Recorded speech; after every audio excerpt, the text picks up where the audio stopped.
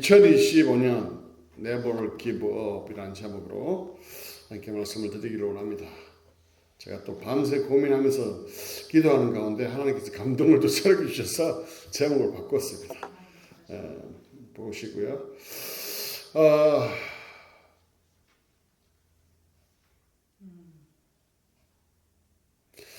그리스도인들이 신앙을 뭐라고 표현합니까? 마라톤이라고 표현합니다. 그렇죠?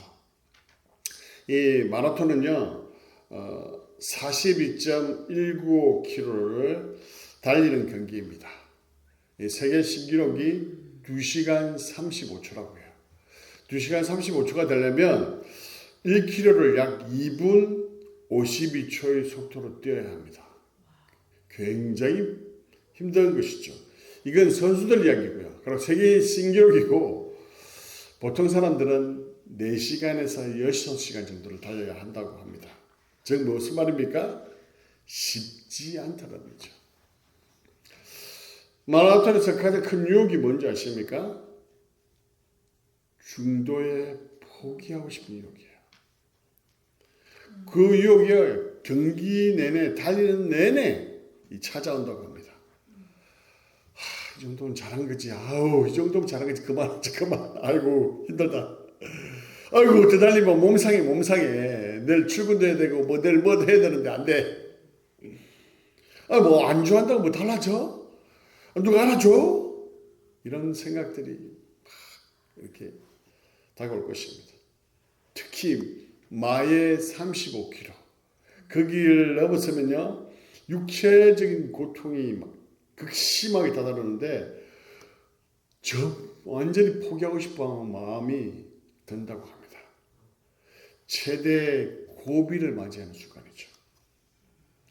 마라톤을 완주하느냐 못하느냐의 그것은 그 유혹을 얼마나 잘 견디지 못하느냐에 달려있다는 것입니다. 이러한 중도에 포기하고 싶은 마음이 이렇게 올 때 이 마음을 이길 수 있는, 이 유혹을 이길 수 있는 방법이 뭘까요?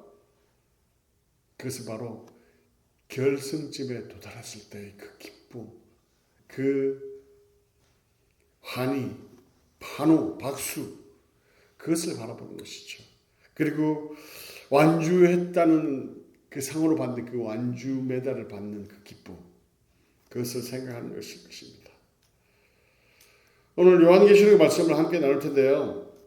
지난주에 제가 계속해서 설교하면서 말씀드렸던 것처럼 요한이 이 계시록을 기록할 당시에 역사적 배경이 이렇습니다. 외부적으로는요. 황제 숭배 사상으로 인해서 수많은 박해들이 있었습니다. 수많은 사람들이 순교하는 그런 일들이 있었습니다. 그리고 내부적으로는 우상 숭배와 이단 사상들이 계속해서 유혹하고 있었습니다. 그리고 세상의 물질관과 세상의 가치관과 세계관들이 교회 안에 침투하여서 사람들을 믿음을 포기하게 만들고 배교하게 만드는 일들이 일어나고 있는 그런 상황이었습니다. 이런 상황에 있는 그 교회들을 향하여서 주신 말씀이 바로 이 요한계시록의 말씀이라고 제가 말씀드렸습니다. 오늘의 말씀은요, 그 말씀의 베스트 오브 베스트, 클라이막스라고 할 수 있는 아주 중요한 말씀입니다. 이 말씀은 2024년 한 해를 보내고 2025년을 맞이하는, 새해를 맞이하는 우리에게 굉장히 중요한 메시지가 될 텐데요. 그 말씀을 오늘 저와 함께 나누기를 원합니다. 말씀을 보겠습니다. 시작. 또 내가 새하늘과 새 땅을 보니 처음 하늘과 처음 땅이 없어졌고 바다도 다시 있지 않더라. 이렇게 말씀합니다. 이 종말에 임할 천국의 모습, 하나님의 나라의 모습을 보여주고 있다는 것이죠. 그 종말에 임할 천국이 어떻다고 말씀하고 있죠? 새하늘과 새 땅을 보니 이렇게 말씀하고 있죠. 그리고 무언가를 덧붙이고 있습니다. 그 새하늘과 새 땅에 뭔가를 덧붙이고 있는데 뭐라고 말씀합니까? 무엇이 없어졌다고요? 처음 하늘과 처음 땅이 없어졌다 얘기하고 있다는 것이죠. 처음 하늘과 처음 땅이 없어졌다는 것은 뭐냐면 처음에 가지고 있었던 그 하늘과 땅이 완전히 사라졌다는 의미예요. 그리고 새하늘과 새 땅을 이야기할 때 이 새라는 단어를 잘 보시면요, 헬라어로 이렇습니다. 카이노스인데요, 이 새롭다는 뜻은 네오스라는 단어도 있습니다. 이 네오스는 시간적으로 새로짐을 이야기해요. 그런데 이 카이노스는요, 질적으로 완전히 새롭게 변화되는. 그래서 오늘 보면은 카이노스라는 단어가 사용되거든요. 뭐냐면 이 새롭게 되었다는 것은 뭐냐면 질적인 면에서 이전의 모습과 전혀 볼 수 없는 전혀 새로운 모습으로 변화가 되었다는 걸 이야기합니다. 그래서 정리하면요, 처음의 모습의 그 모습들, 구조적인 모습, 질적인 모습이 바뀌어서 완전히 새로운 새하늘과 새 땅이 되었다라고 말씀하고 있다는 것이죠. 왜냐하면 처음에 그 하늘과 땅은 죄로 오염되어 있기 때문에 그렇습니다. 악이 지배하고 있는 곳이기 때문에 그렇습니다. 특히 또 말씀을 보시면 뭐가 되겠죠? 바다가 다시 있지 아니하더라 이렇게 표현하고 있어요. 그죠? 볼까요? 바다도 다시 있지 않더라 이렇게 되죠. 바다는 요한계시록에서 악의 영역으로 표현되고 있습니다. 그래서 성경 전체에서도 보면 시편에 보면 구약에도 보면 바다를 악의 근거지로 표현하고 있습니다. 말씀을 같이 볼까요? 같이 읽겠습니다. 시작. 주께서 주의 능력으로 바다를 나르시고 리보야단의 머리를 부수시고 그것을 사막에 사는 자에게 음식물로 주셨으며, 이 악의 근거지인 바다가 완전히 없어졌다는 것이죠. 이 말씀이 의미하는 것은 새하늘과 새 땅은 더 이상 사탄이 존재할 수 없는 곳이라는 것이죠. 사탄이 더 이상 존재하지 않는다는 의미가 뭘까요? 그것은 거짓과 싸움과 시기와 질투와 죄악이 존재하지 않는 것이라는 것입니다. 그것은 기쁨과 사랑과 은혜와 거룩함만이 가득한 그런 천국이라는 것을 말씀하고 있다는 것이죠. 이러한 천국이 종말에 임할 것이다 라는 것을 보여주고 있는 것이죠. 우리가 믿음의 싸움을 마치고 갈 곳이 바로 이곳이라는 것을 보여주고 있는 것이죠. 이어서 요한은요, 새 예루살렘이 하나님께로부터 내려오는 것을 보는데요. 말씀을 같이 보겠습니다. 시작. 내가 봄에 거룩한 성 새 예루살렘이 하나님께로부터 하늘에서 내려오니 그 준비한 것이 신부가 남편을 위하여 단장한 것 같더라 이렇게 말씀합니다. 이 새 예루살렘의 의미가 뭘까요? 새 예루살렘에게는 두 가지 의미가 있습니다. 이 새 예루살렘은 장소로서의 의미를 가지고 있기도 하고요. 이 새 예루살렘은 성도를 얘기합니다. 성도들의 공동체, 교회를 의미하기도 하죠. 그래서 새 예루살렘은 성도가들이 거할 장소임과 동시에 그 성도들 자신을 포함하는 것으로 이해할 수 있다는 것이죠. 그런데 그 새 예루살렘의 모습이 어떻다고 얘기하고 있습니까? 신부가 남편을 위하여 단장한 것 같더라. 여자들이 가장 이쁠 때가 언제입니까? 다 하도 오래되가 잊으셨죠? 여러분 결혼하실 때 아니었나요? 결혼할 때 사랑하는 신랑을 위해서 얼마나 이쁘게 꾸밉니까? 다이어트도 막 하고, 제가 보니까 신혼부부 되기 전에, 결혼하기 전에 보니까 운동장에 뛰는 사람들이 많아요. 살 뺀다고. 드레스 이쁘게 입으려고. 가장 이쁠 때잖아요. 그죠? 가장 아름답습니다. 그때가. 이것은 종말에 천국에서 성도들의 모습이 그러할 것이라는 것을 보여주고 있는 것이죠. 하나님께로부터 내려왔다는 것은 하나님께서 예비하시고 단장시켰다는 것을 의미하고 있습니다. 세상이 죄에 오염되지 아니하고 믿음을 끝까지 지킨 성도들을 하나님께서 새 예루살렘으로 예비시키시고 단장시켜서 새 하늘과 그 새 땅에 살게 하시겠다는 그 의미를 나타내는 것이죠. 얼마나 영광스러울까요? 얼마나 아름다울까요? 이것은 복음을 끝까지 믿음을 지켜낸 그 성도들에게 주어지는 복이라고 할 수 있을 것입니다.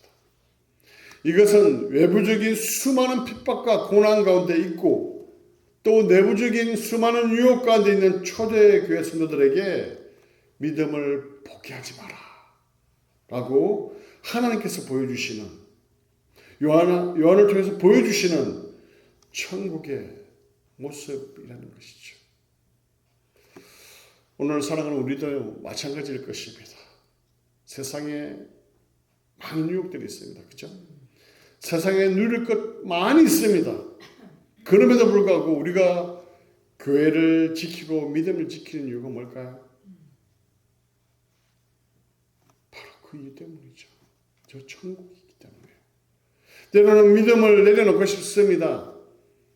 때로는 또 나의 모습이 너무 실망스럽고 그리스도인의 모습인가 자책하기도 합니다. 그래서 멈추고 싶습니다. 내가 이 노년에 교회에 매달려 있어야 되나? 죽을 날도 다가오는데 하고 싶은 대로 마음대로 하고 살면 안 될까? 이 노년에 고리타분한 성경 읽고 있어야 돼? 묵상은 무슨 개뿔. 선교? 아이고, 선교를 위한 기도? 내 기도 제대로 못하는데? 이럴 수 있죠. 마라톤의 경주도요, 닥쳐오는 그 육체적인 고통 가운데 포기하고 싶고 내려놓고 싶은 마음이 있을 때가 있다는 것이죠. 너무 많습니다. 그러나 포기하지 않는 이유가 무엇입니까? 결승점에 도달했을 때 그 영광과 상급이 얼마나 큰지를 알기 때문에 그렇지 않습니까? 그래서 우리는 새하늘과 새 땅에 들어가야 하기에 결코 이 믿음의 경주를 포기할 수 없다는 것이죠. 이 새하늘과 새 땅에 또한 구체적으로 어떤 것이 있는지 구체적으로 말씀해 주는데요. 3절을 같이 읽겠습니다. 시작. 내가 들으니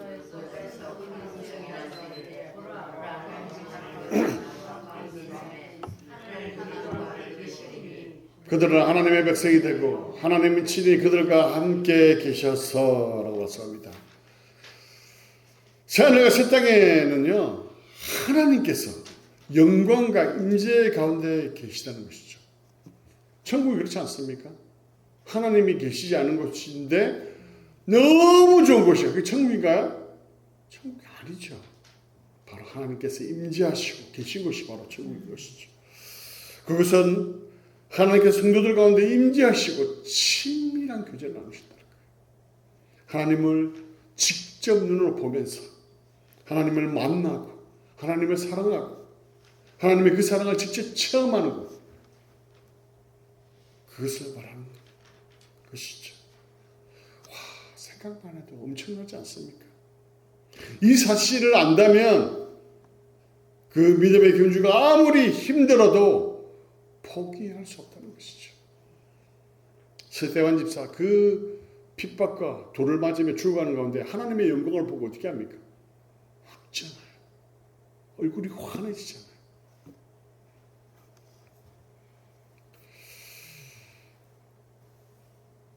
사절을 보면요, 천국에서 함께 계신 하나님께서 친히 무엇을 하신다고 말씀하고 있습니까? 4절 같이 읽겠습니다. 시작. 모든 눈물을 그 눈에서 닦아주시니 다시는 사망이 없고 애통하는 것이나 곡하는 것이나 아픈 것이 다시 있지 아니하리니 처음 것들이 다 지나갔음이러라. 성도들은요, 세상의 삶에서 참 많은 눈물을 흘립니다. 이 세상의 삶이 정말 싫고 아주 고통스러워 죽지 못해 사는 것 같은 때가 있습니다. 생각해 보면 기쁠 때보다 힘들 때가 더 많았던 것 같습니다. 또한 성도들 중에 중병에 걸려서 돌아가시는 것을 보면 너무 마음이 아프죠. 죽음이라는 것이 정말 야속할 때가 너무나 많이 있습니다. 그러나 새하늘과 새 땅에서는 하나님께서 그 눈물을 닦아주시고 위로해 주신다고 말씀하고 있습니다. 그리고 이렇게 말씀하십니다. 이제 이런 것이 다시는 없다. 그때 시대, 그 요한의 시대에 핍박을 피하여 카타콤의 그 지하실에 숨어서 빛 한 번 제대로 보지 못하고 음식도 제대로 먹지 못하고 숨어서 믿음을 지켜왔던 그 성도들에게 이 요한이 준 그 말씀은 이제는 그만 믿음을 포기해야지. 이제 더 이상 못하겠어. 나는 그 마음을 내려놓고 never give up 이렇게 하지 않았을까요? 이어서요 5절 6절을 보면요 우리가 믿음의 경주를 포기할 수 없는 그 이유가 나옵니다. 5절 6절 같이 읽겠습니다. 시작. 보좌에 앉으시니가 이르시되 보라 내가 만물을 새롭게 하노라 하시고 또 이르시되 이 말은 신실하고 참되니 기록하라 하시고 6절 또 내게 말씀하시되 이루었도다 나는 알파와 오메가라 처음과 마지막이라 내가 생명수 샘물을 목마른 자에게 값없이 주리니. 만물을 새롭게 하시는 분, 새하늘과 새 땅을 창조하신 분이 하나님이시다라고 말씀하고 계십니다.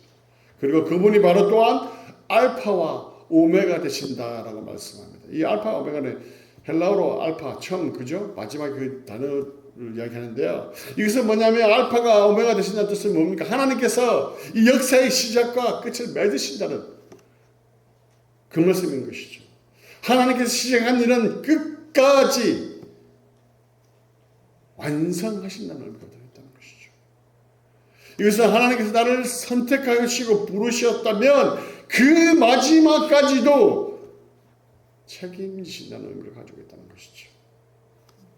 우리가 잘 아는 것처럼요. 칼빈의 5대 교리 중에 성도의 교훈이라는 말이 있습니다. 이것은 하나님께서 한번 선택한 사람은 끝까지 책임지시고 구원의 길로 이끌어 가신다는 것을 말합니다. 내가 때로는 비록 넘어지고 잘못된 길로 가고 내가 또한 잘못된 선택을 하고 또한 그리스도인인 그런 이유로 내가 정말 그리스도인인가 자괴감을 가지고 자책할 때조차도 하나님께서 우리에게 이렇게 말씀하십니다. 나는 내 인생의 알파와 오메가다. 내가 너와 언제나 함께한다. 이렇게 말씀하고 있습니다. 이것은 만물을 새롭게 하시고요. 알파와 오메가 되시는 하나님께서 정말 부족한 투성이고 연약한 투성임에도 불구하고 나와 함께 하셔서 나의 인생의 그 신앙의 경주를 끝까지 잘 마칠 수 있도록 도와주신다라고 말씀합니다. 그렇기 때문에 우리가 이 신앙의 경주를 포기할 수 없다는 것이죠. 우리가 잘 아는 아브라함 어떻습니까? 우리가 아브라함을 믿음의 조상이라고 합니다. 그러나 우리가 창세기를 보시면 믿음의 조상의 모습을 제대로 볼 수가 없어요. 정말 부족한 조상입니다. 하나님의 약속을 못 믿어서 처벌 주지를 않나? 자기 아내를 자기가 죽을까봐 누이라고 거짓말을 하지를 않나? 그럼에도 불구하고 하나님은 참아주시고 기다려주시고 지쳐 쓰러지면 다시 이렇게 세워서 끌고 가시는 분이시다는 것이죠. 우리가 우리 될 수 있는 것은 우리 때문이 아니라 알파와 오메가 되시는 그 하나님 때문이라는 것이죠. 그래서 우리는 결코 이 믿음의 경주를 포기할 수 없다는 것입니다. 이렇게 믿음을 포기하지 않고 믿음의 경주를 마친 자에 대해서 성경은 무엇이라고 부르고 있나요? 그리고 무엇이 주어집니까? 7절의 말씀을 같이 읽겠습니다. 시작. 이기는 자는 이것을 상속으로 받으리니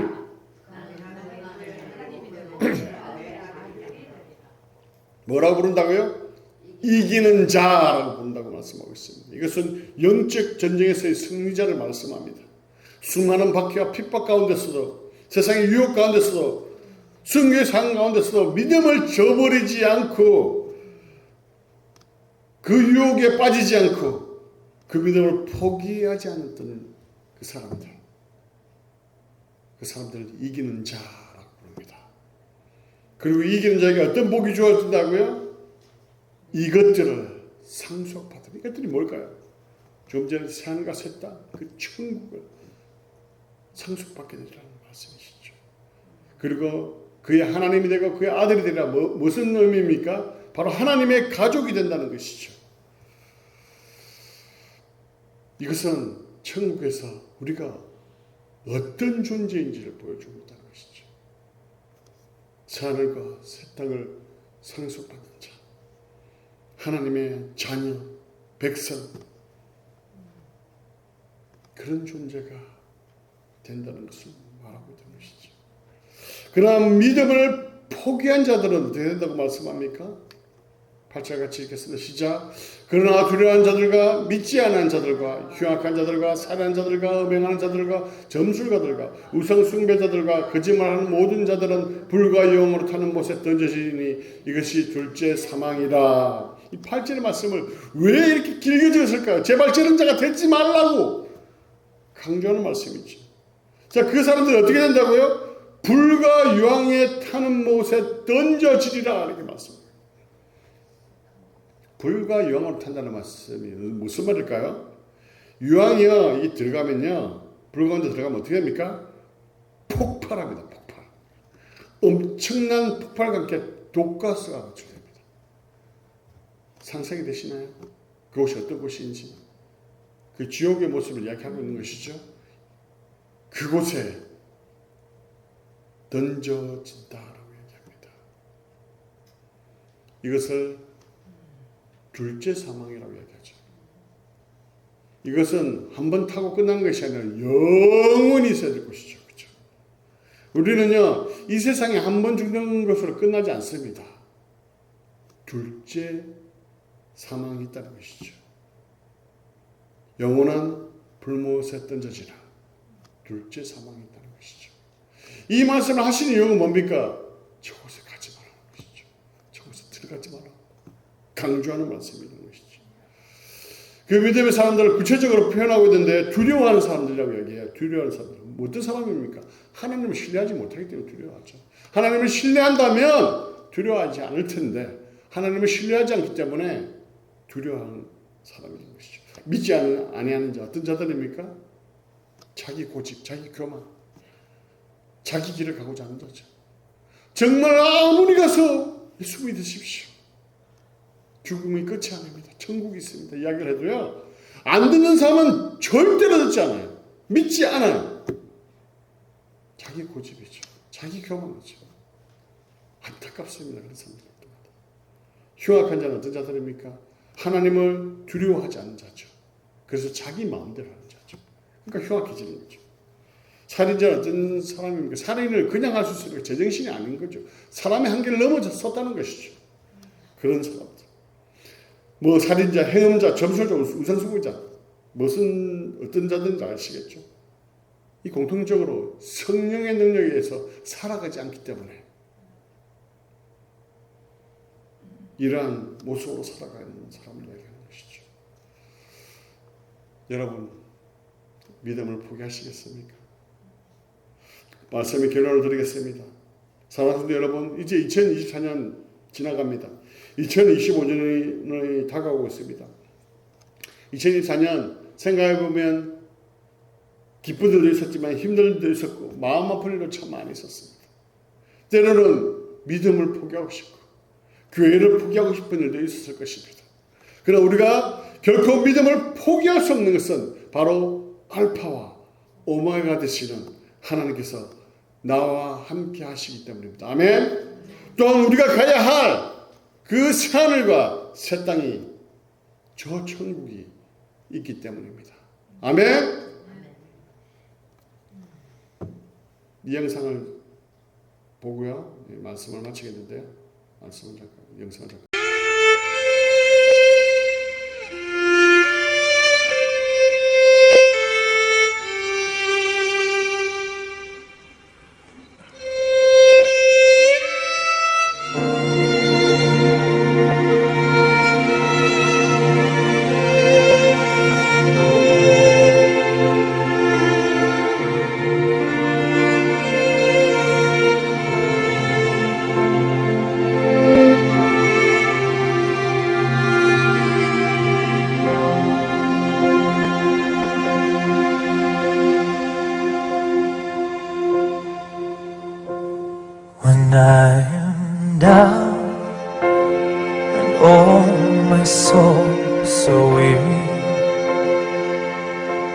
when troubles come and my heart burden be, and I am still waiting in silence until you come and see why with me. You raise me up so I can stand on mountains. You raise me up to walk on stormy seas, and I'm strong when I am on your shoulders. You raise me up to more than I can be.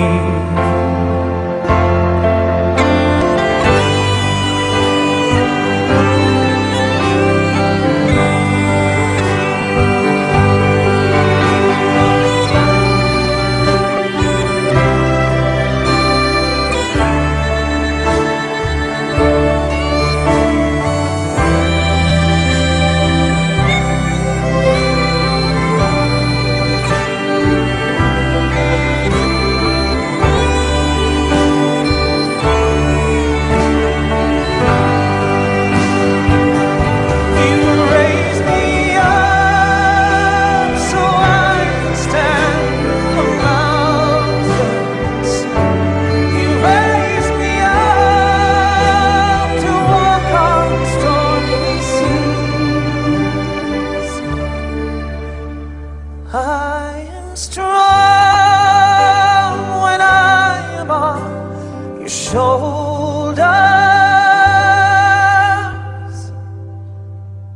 You raise me up to more than I can be.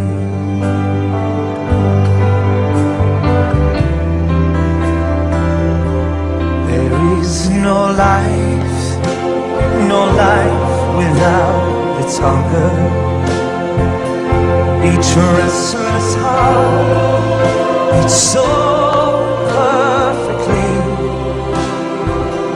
But when you come, I'm filled with wonder.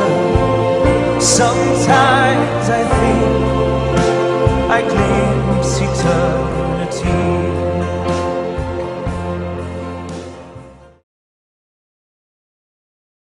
다가오는 2020년 한 해는요, 알파와 오메가 되시는 하나님께서 함께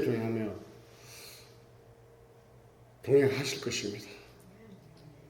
여러분의 그 가는 길 가운데 때로는 어려움으로 인하여서 믿음을 포기하고 싶을 때가 있을 것입니다. 그러나 함께 하시는 그 하나님을 바라보시며 알파와 오메가 되시는 하나님을 바라보시면서 이기는 자 되시기를 주님으로 간절히 축원합니다. 또한 주님이 오시는 그날까지 그 믿음을 지켜서 눈물도 없고 아픔도 없고 슬픔도 없는 저 천국에 다 입성하시는 여러분 되시기를 주님의 이름으로 간절히 축원합니다.